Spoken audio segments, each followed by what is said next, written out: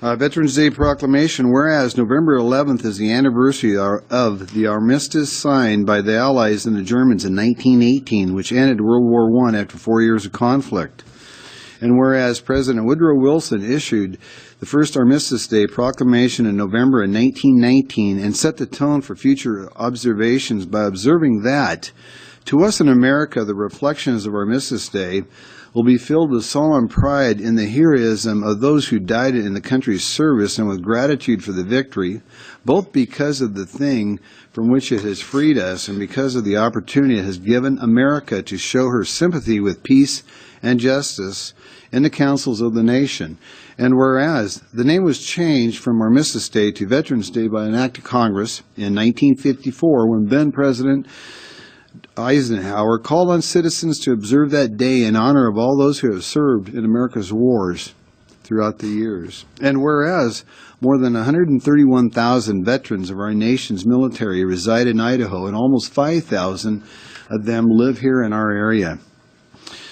Whereas the Veterans Assistance Program of the University of Idaho is committed to helping student veterans and their dependents succeed, and whereas our nation is indebted to the servicemen and women who have made great sacrifices, endured long absences from loved ones, and suffered injury or death to protect our homes and families.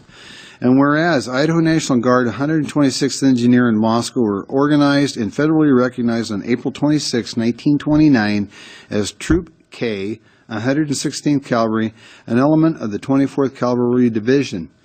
And whereas, through many designations and periods of active federal service with a campaign credited in World War II, and most recently as part of the 116th Engineer Battalion, mobilized to support Operation Iraqi Freedom, the 126th Engineers have served their community and their country. And whereas Veterans Day is an opportunity to honor our nation's veterans and the 126th Engineers for their sacrifices. Now, therefore, I, Bill Lambert, the Mayor of the City of Moscow, do hereby proclaim November 11th, 2016 as Veterans Day in the City of Moscow, and I urge all citizens to reflect upon the sacrifices made by Americans, military personnel, to preserve and promote enduring peace around the world. And with that, I have retired Lieutenant Colonel Bob Eisenberg and others to meet me up here for this proclamation.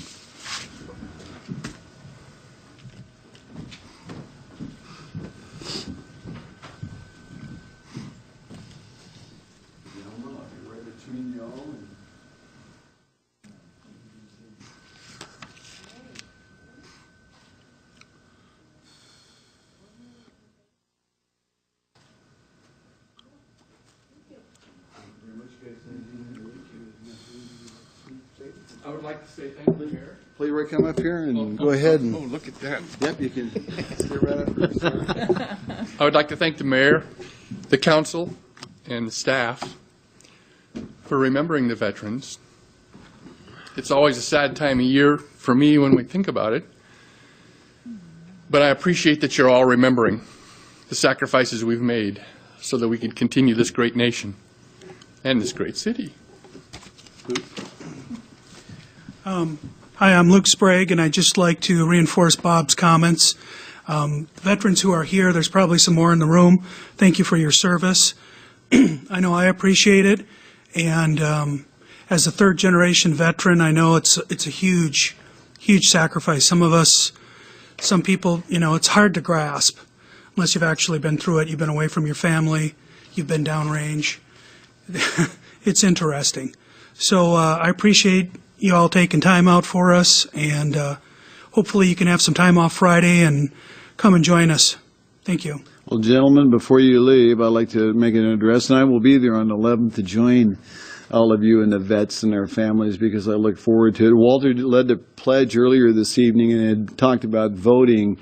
And one of the things, if it wouldn't be for the decades and decades and decades of our veterans, we wouldn't be voting tomorrow. We'd be doing something other than that. And so it's because of our servicemen and women that make this nation great and allow us to have those freedoms to be able to do that. So thank you very much for your service. I will be delighted to see both of you on the 11th. Thank you. Thank you.